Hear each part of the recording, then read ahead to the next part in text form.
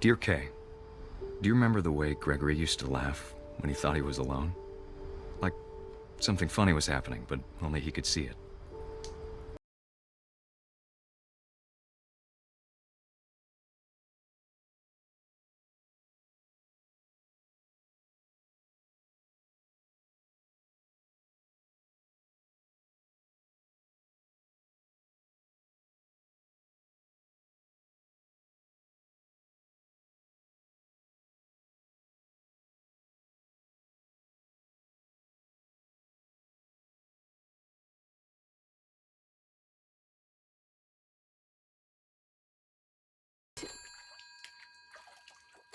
Hold on, sweetie.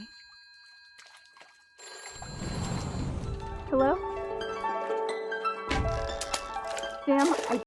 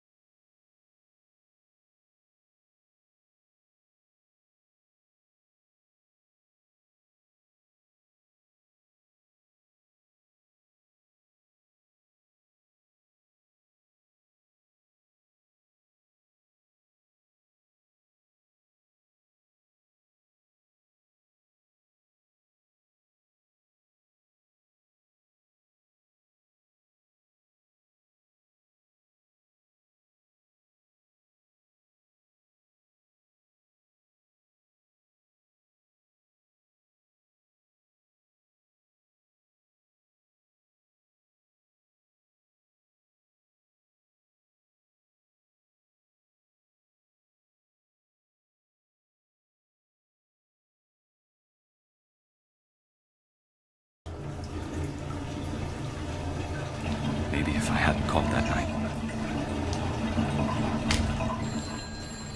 I wish she could have told us.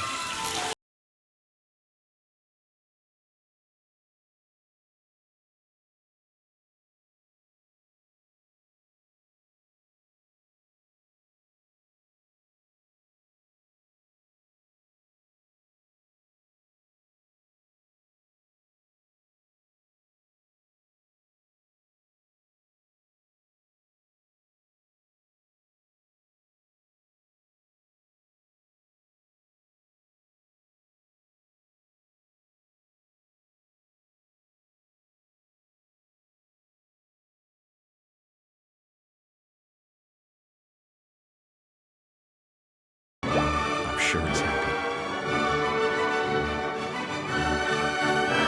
And he'd want you to be happy too. Good luck, Kay. Love, Sam.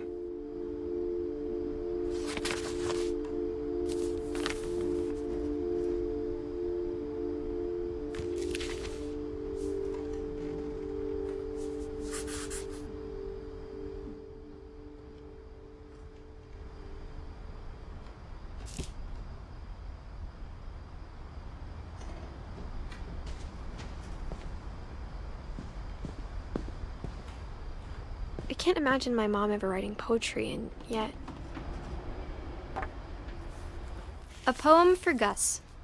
who always said the wedding was a bad idea. Our father never hit us kids, at least not very hard, before the day my brother said with teenage disregard that he'd be dead before he'd see a wedding in our yard.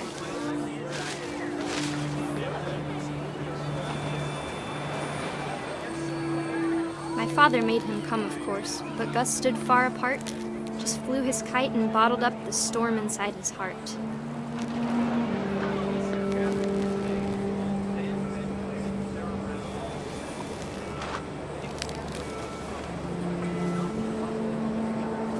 I tried to talk him out of it, but though he'd never met her, we don't need a stepmom, were the words that I now pronounce you husband and wife. You may kiss the bride.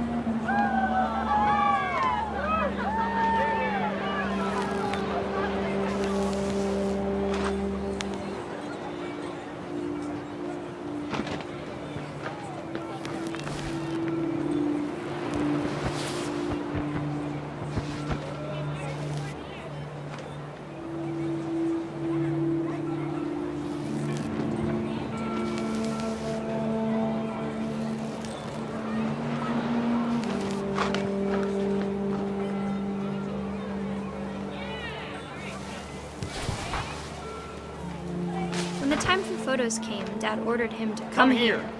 But Gus declined, and as a sign held up his middle finger.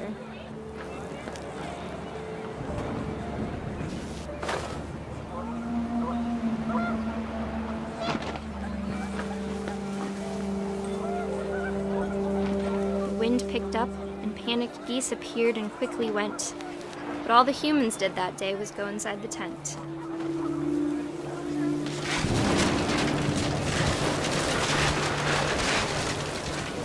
The rain came down in buckets then, but no one seemed afraid that nature might destroy the tent our dad had crudely made.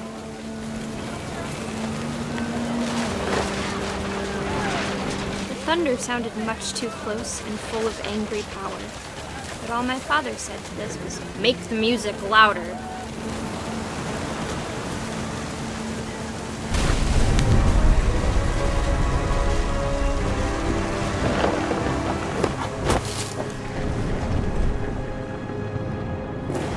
I wish that I could truly say I thought about you on that day. Out there on the beach alone, just you, the wind, the sea, and foam. But I didn't, until we found you.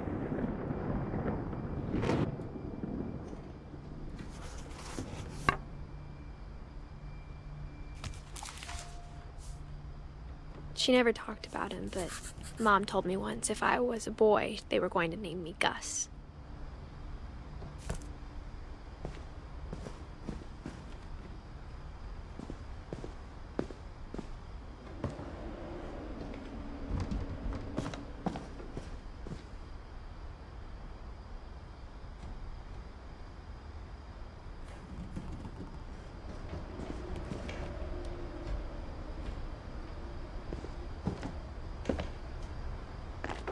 My mom moved up to the loft after her brothers died. At the time, it was as far away as she could get.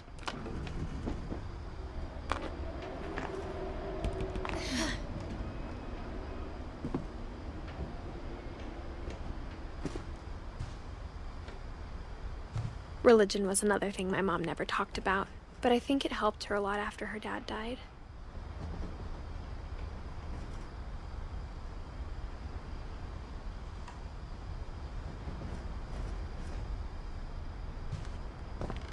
She spent a summer building houses in Calcutta, where she met my dad, Sanjay.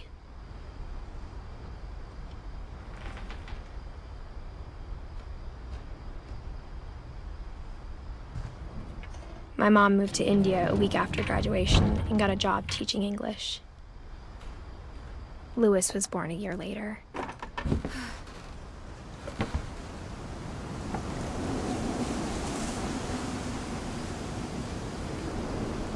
When my dad died, I don't think Mom knew where else to go. I'm sure Edie was happy to have her back.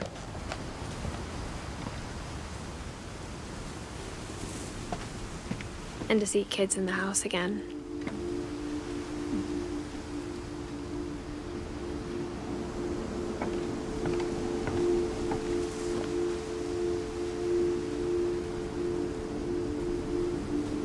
The house had to get a little bigger, but Edie was used to that.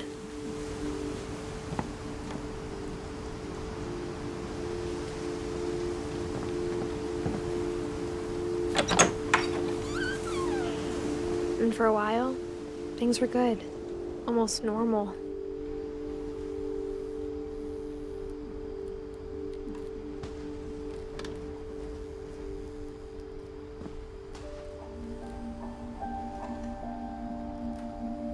But it didn't last.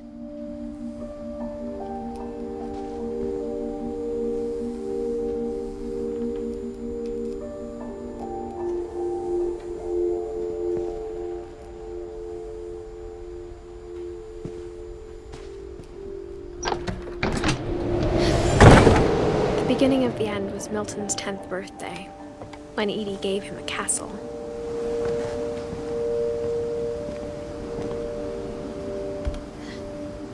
After Milton disappeared, the only thing he left behind was a room full of paintings.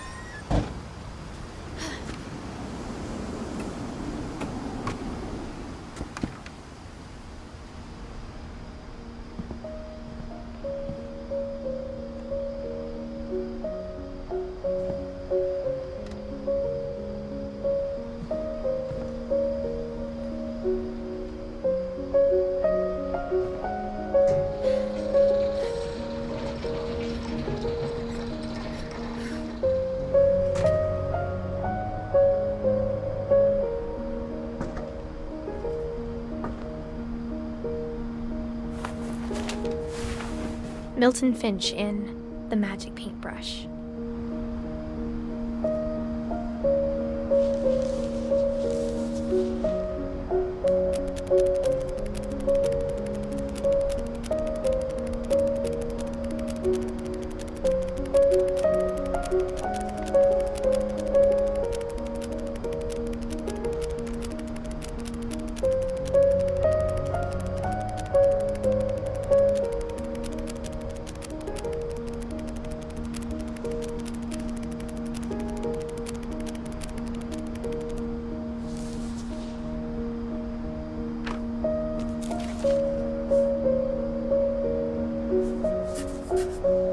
I was 4 when Milton disappeared.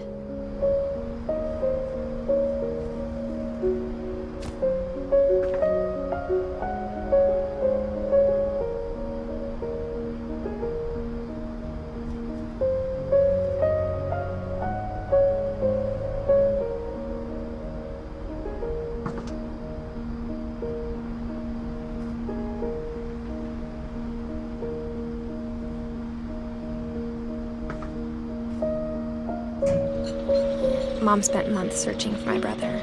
Then she sealed the doors.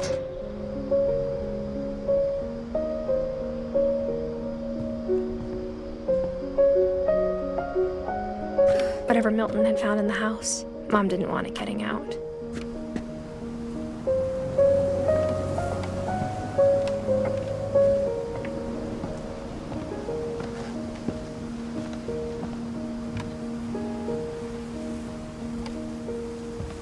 Mom definitely blamed Edie, but I think Louis blamed himself.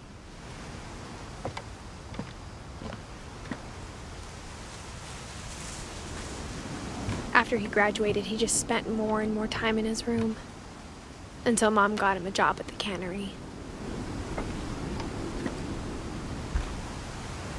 Everyone always told me to stay out of Louis's room, except Louis.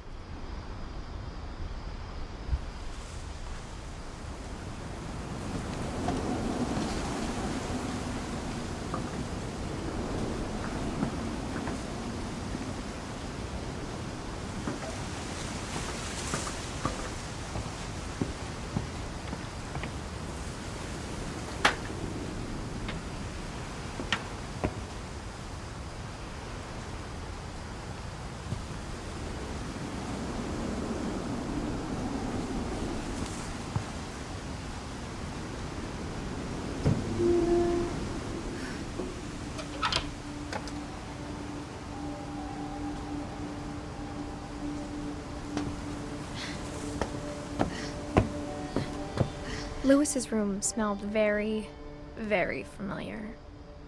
That part of him lived on.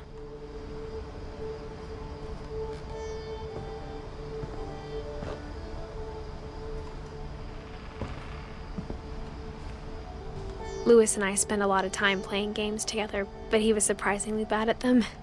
He died a lot.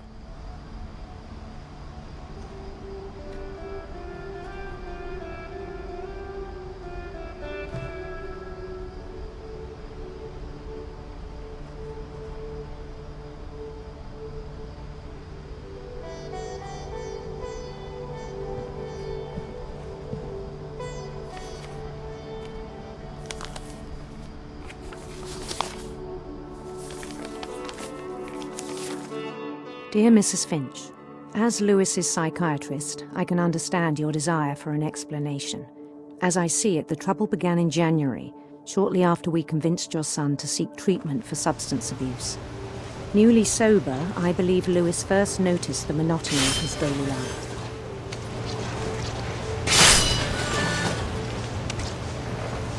He kept working at the cannery, but he withdrew part of himself. In our sessions, I saw the same behavior. His mind began to wander. I asked him to describe it. He said he started small, imagining a labyrinth.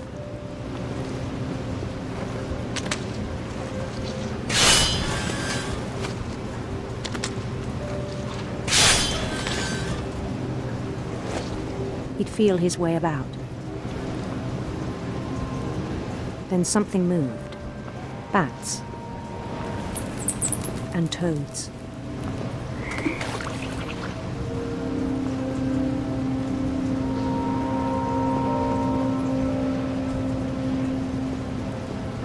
And things that have not names.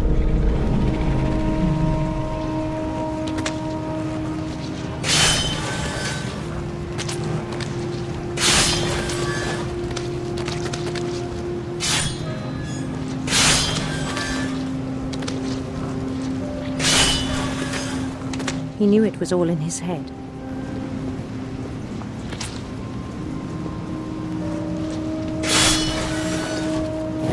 But he took it very seriously. I had hoped he'd find himself.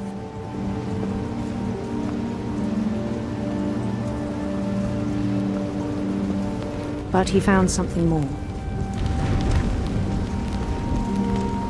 I worried about him then. Daydreaming at the cannery. I spoke with his boss. But he said Lewis had become a model employee. Methodical, tireless, focused. Like a whole new Lewis. So I let him go on.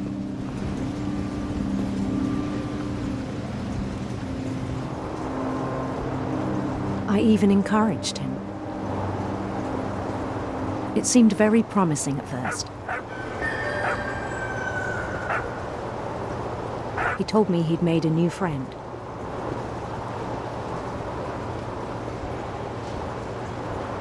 On the edge of a city he named Lewis-topia. He built the city up slowly, brick by brick. Then he made musicians.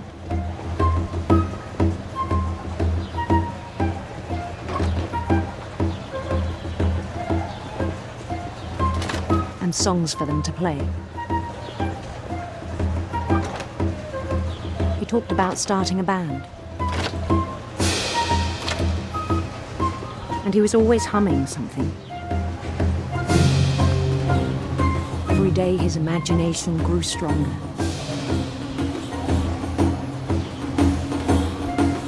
He no longer spoke at the cannery. But his chopping was as reliable as ever. Then one day it struck him that all the cheering crowds, even the stones under his feet, were all in his imagination. so he could do whatever he wished.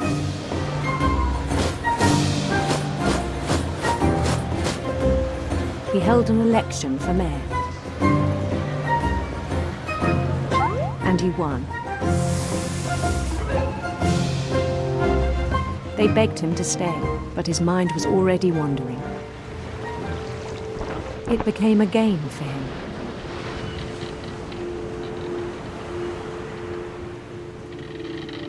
He'd conquer a city, then immediately push on. New Louisville.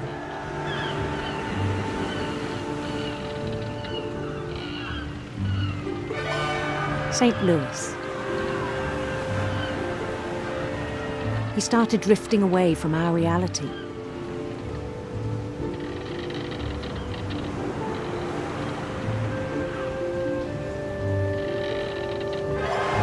Minneapolis, until one day he forgot to go home from the cannery. Even as his mother pleaded with him, part of Louis kept sailing on.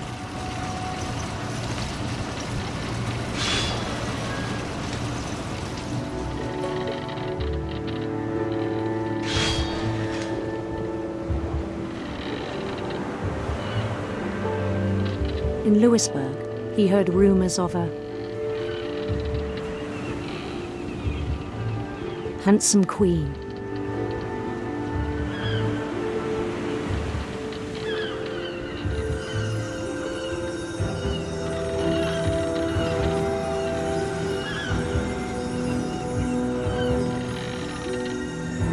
The queen was on her own quest for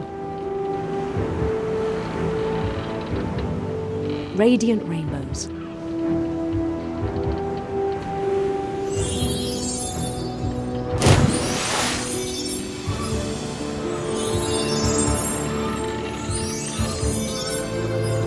He followed the sound of her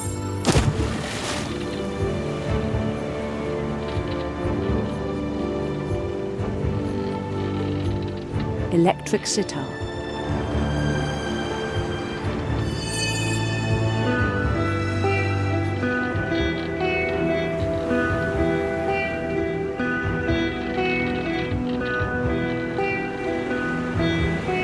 His chase led him to a golden palace east of the sun and west of the moon. Even then, his logic remained sound.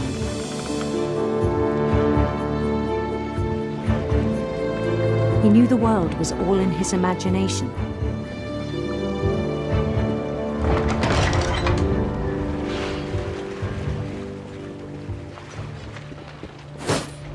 But he was so proud of having created it.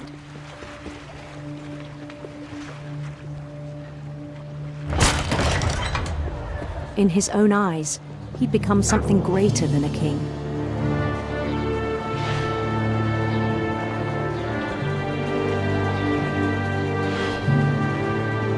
For someone who'd never known success in the real world, I think it was overwhelming.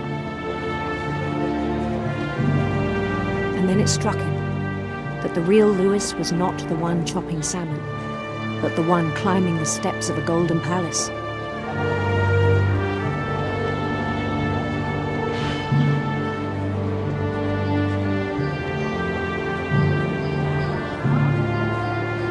My imagination is as real as my body, he told me.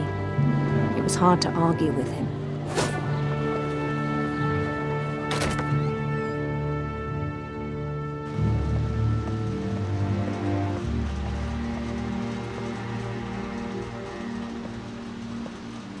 He began to forget the world we know.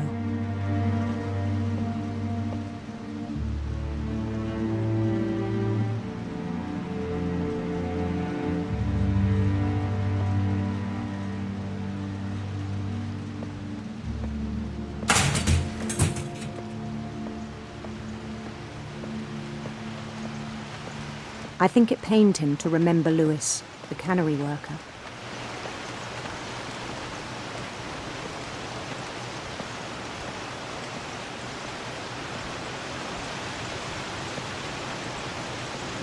He began to despise the man with a royal contempt.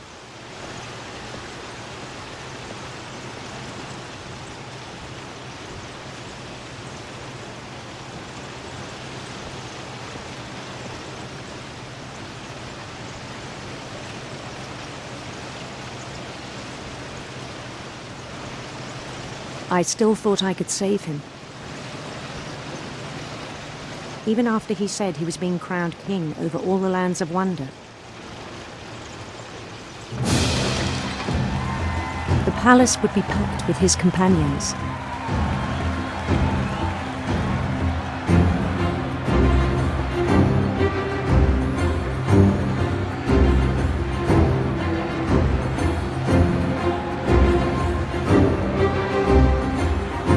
Including the wise Calico who'd insisted on advising him.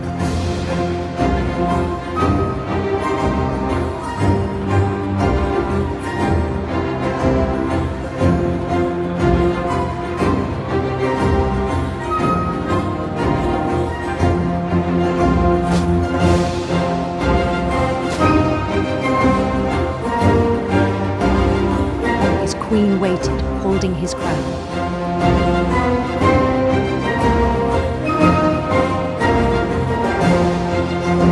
There was only one thing left to do.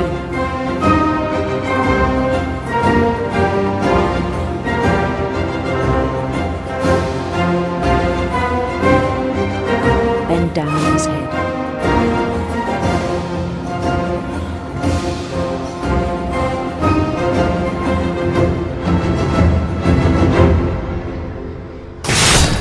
And the rest I think you know. Mrs. Finch, your son was a kind man who will be missed by all of us who knew him.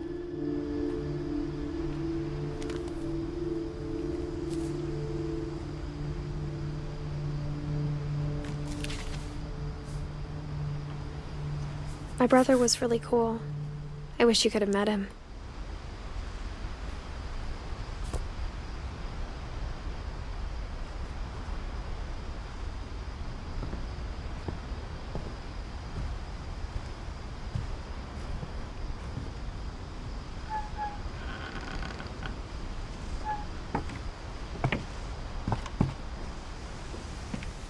On the way back from Lewis's funeral, my mom told me to start packing.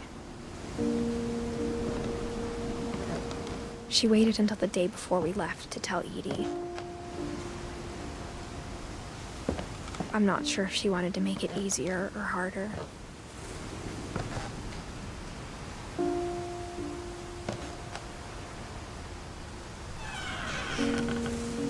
I wish we'd stayed. But I understand why we left.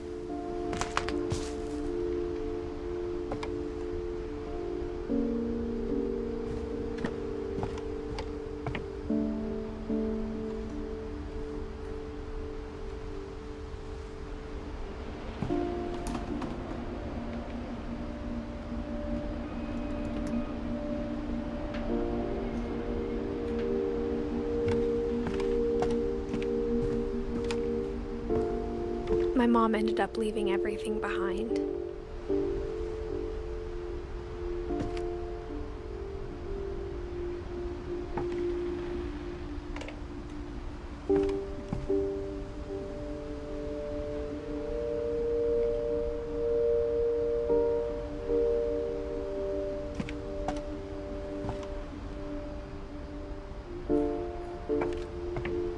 What happened that night had been coming for a long time. Maybe it should have come sooner.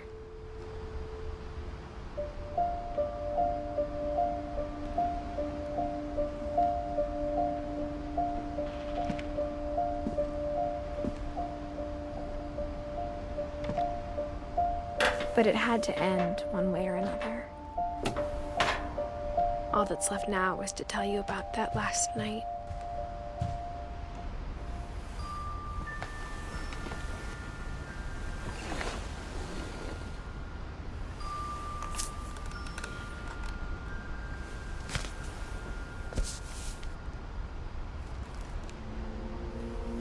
That whole last day, Edie just watched us pack and didn't say a word. Until supper, when she raised her glass and said, "To our final night together, and all our final nights apart." Grandma, you know what I said about alcohol. Some of your medications are very Edith, specific. I left a present for you in the hallway. Why don't you go open it? The grown-ups have to argue now. I'm sorry, you're right. We're all leaving tomorrow. Let's just enjoy our last... I'm not leaving. Edith, you're excused.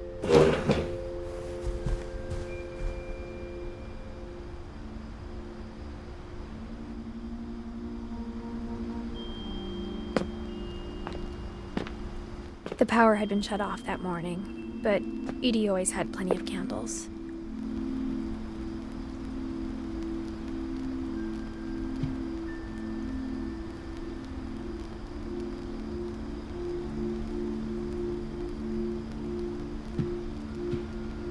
When my mom sealed the library, I don't think she knew about the other entrance.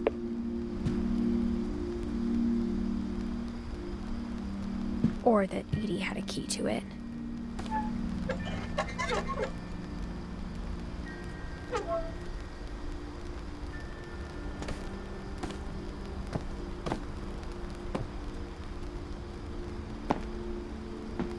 That thing you're afraid of isn't going to end when you leave the house. Edith has a right to know these stories. My children are dead because of your stories. I think it's best if Edith and I leave tonight.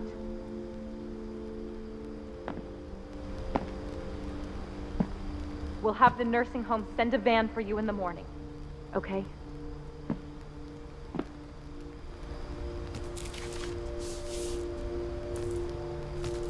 Dear Edith, there's so many stories I wish I could tell you, but there's only time for one. This is about what happened on the night you were born. That night, the tide went way, way out. It was the first and last time I ever saw the old house aground. There'd been an earthquake out in the middle of the ocean. They called it the lowest tide in 1,000 years. God, it smelled awful. You know, I've seen that house every day of my life. But I never thought I'd go back to it. When the fog rolled in, I lost my way.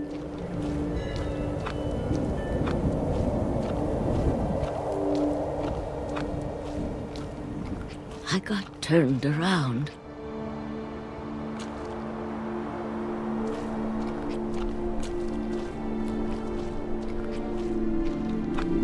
I started seeing things.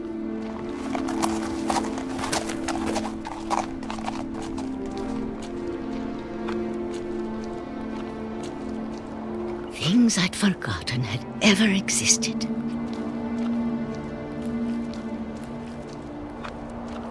But when I saw them, they felt like old friends. That night, a lot of things came back to me.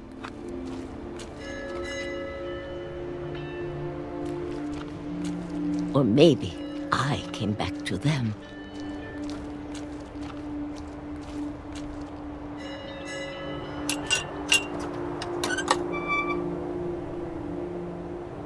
Things I can't explain, but that I need you to try and... Edith, what are you doing in here? It's mine! Edith! Mom, you're gonna rip it! Let go! I kicked and screamed, but Mom dragged me to the car. I never saw Great-Grandma Edie again. The next morning, the van came to pick her up, but she was already gone. After that, we moved around a lot.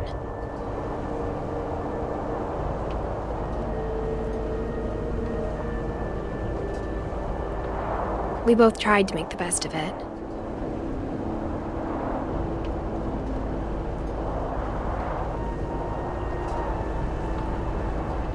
A few years went by.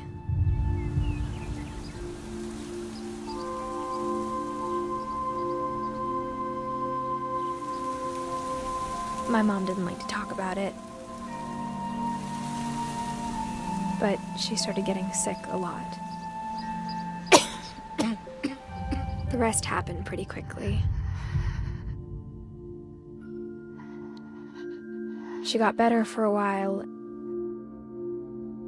and then she didn't. And then I was alone. The last Finch left alive.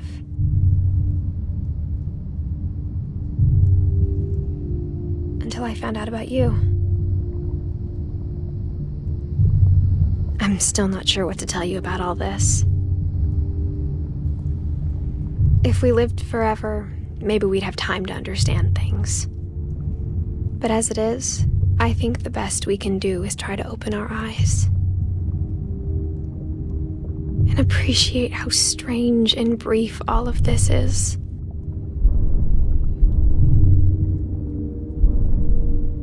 This journal was supposed to be for you. But now I hope you'll never see it. I just want to meet you.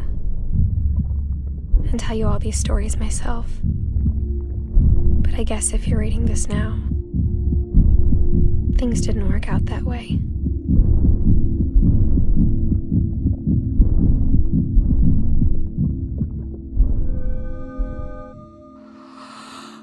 This is where your story begins. I'm sorry I won't be there to see it. It's a lot to ask, but I don't want you to be sad that I'm gone.